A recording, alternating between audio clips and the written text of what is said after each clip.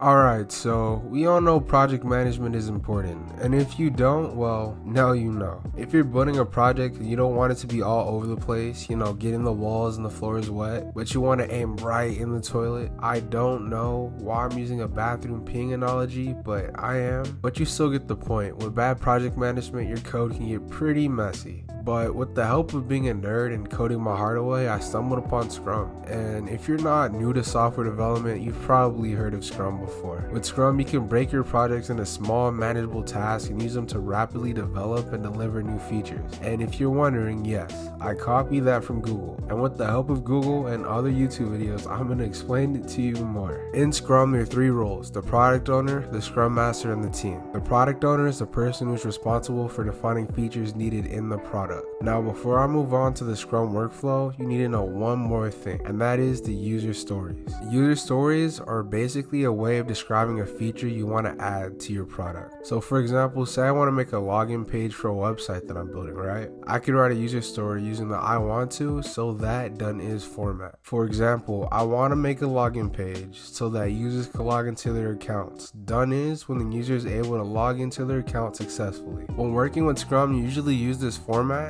or a format like this to specify the right amount of details for the team to understand what to do and also to know the size of the task. Alright, now with all that being done, let's get into the Scrum workflow. First, we start off with the product backlog. This is where the product owner creates a list of user stories. And next is the sprint planning, where the team, the product owner, and the Scrum Master discuss and rank user stories on their importance. And next is the sprint backlog, which is a result of the sprint planning, as this is where the top priority user stories get committed to for the next sprint. And the sprint is like a 1 to 3 week timeline where the work committed to the sprint backlog is completed. And finally but not least, we have the potentially shippable product, which is the outcome of the sprint. And this basically means that if the product owner thinks the product is ready to ship, he will. And when everything is completed, you repeat this process again and again. Now this is kind of a scum tutorial because I'm not necessarily the best at it, nor do I follow it to a T. I just personally implement these techniques to build whatever project I decide to work on. But with that being said, that's it for the video. I hope you guys enjoyed it, and PS, the website that I'm doing Scrum on is called Trello, and also I'm gonna link a video that goes over Scrum more in detail if you guys want to learn more about it. But with that being said, Coding Bandit out, peace.